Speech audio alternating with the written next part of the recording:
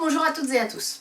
Ça fait très longtemps que je pense à faire cette vidéo, malheureusement par manque de temps et parce que je passe plus de temps en cuisine, il faut bien l'avouer, je n'ai jamais eu l'occasion de la faire.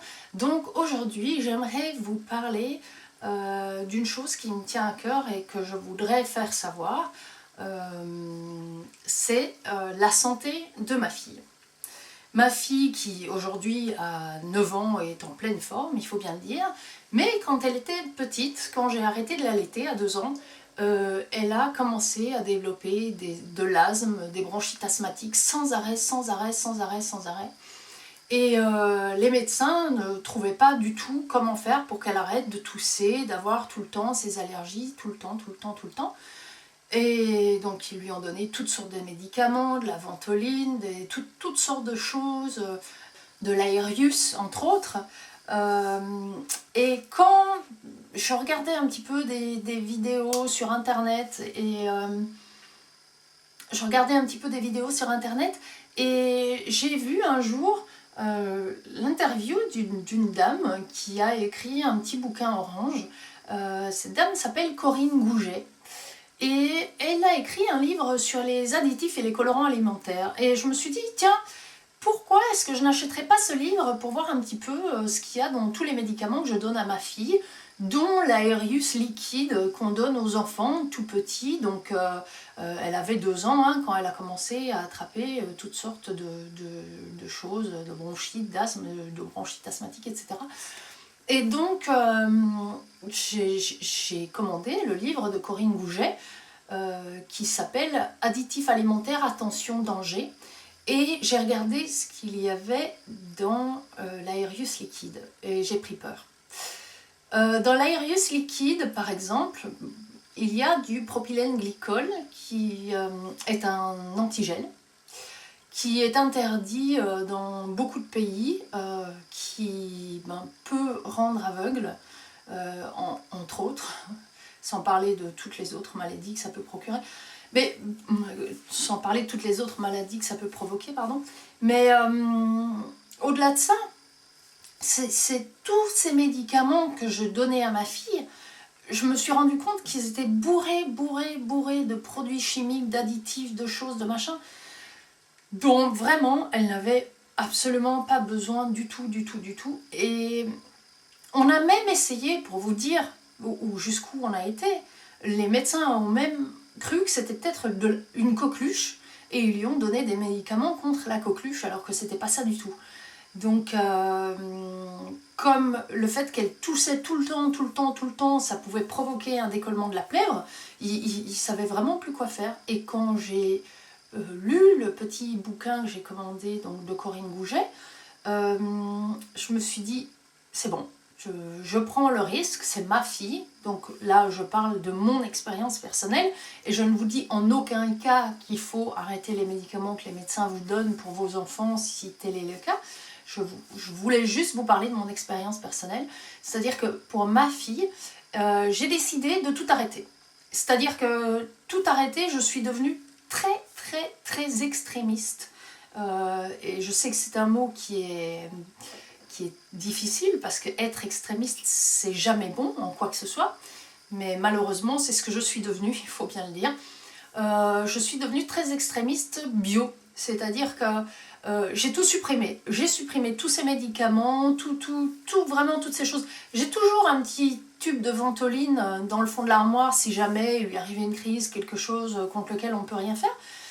Mais très sincèrement, depuis que j'ai tout arrêté, ma fille se porte comme un charme. Mais tout arrêter, ça veut dire quoi? Ça veut pas dire seulement arrêter les médicaments, ce serait trop simple.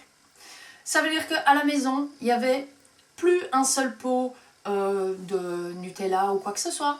Il n'y avait plus un seul bonbon, il n'y avait plus un seul chocolat, il n'y avait plus un seul plat, enfin des plats préparés, j'en mangeais pas, mais on n'achetait rien de tout fait.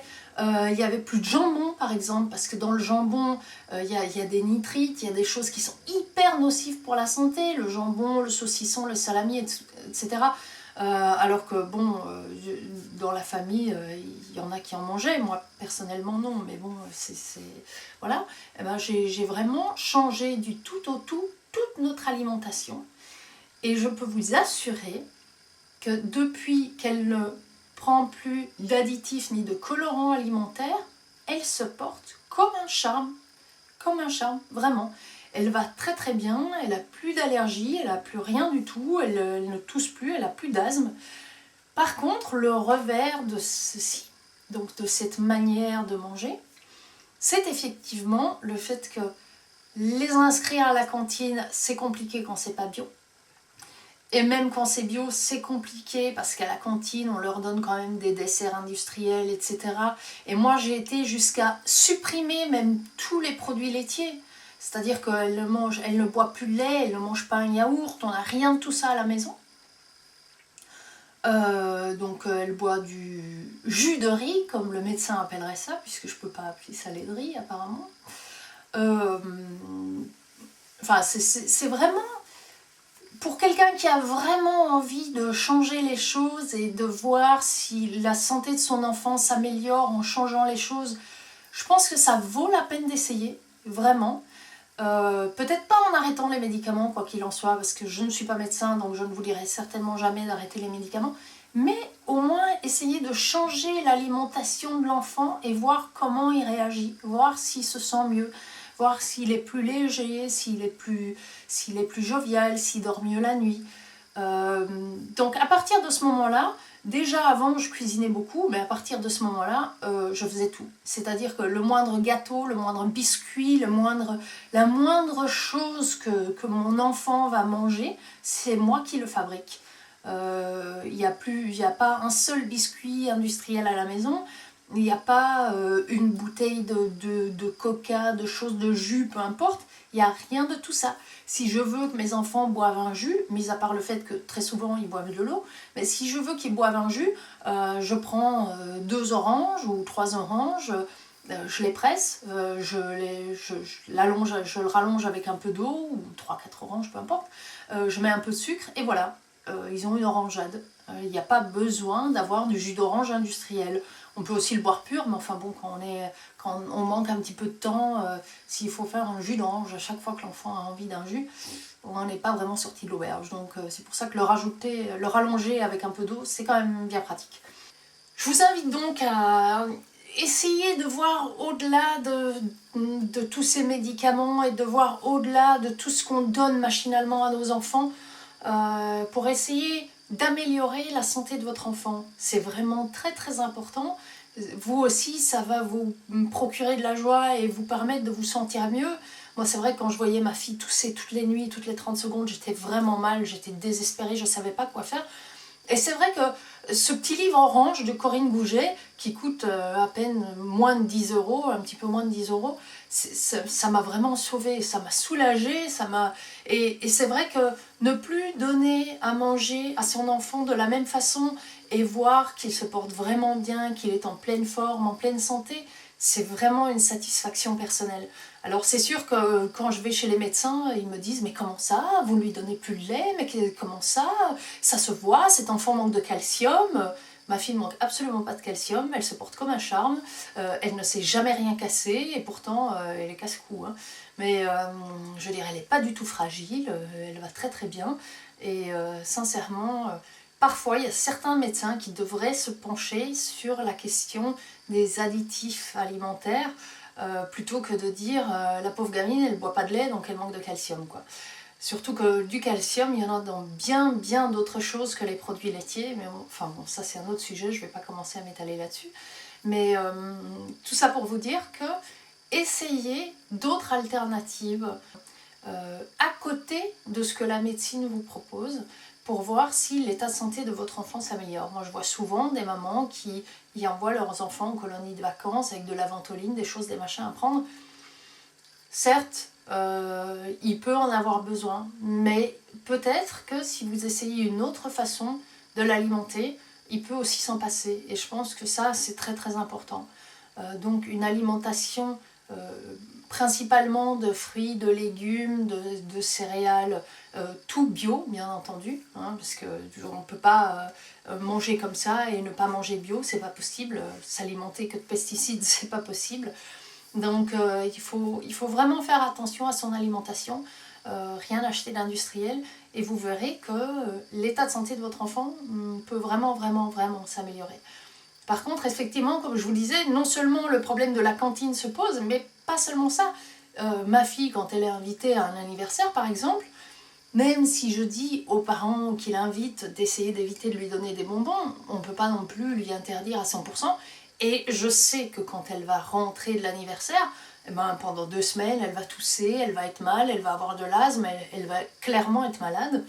Parce que entre les bonbons, les biscuits industriels, le gâteau industriel qu'elle aura mangé, ben, c'est sûr qu'après, malheureusement, elle ne se sent pas super bien. Donc c'est un choix. C'est comme ça, je sais que quand elle va à un anniversaire, bah, malheureusement, en revenant, elle sera pas en forme pendant 2 semaines.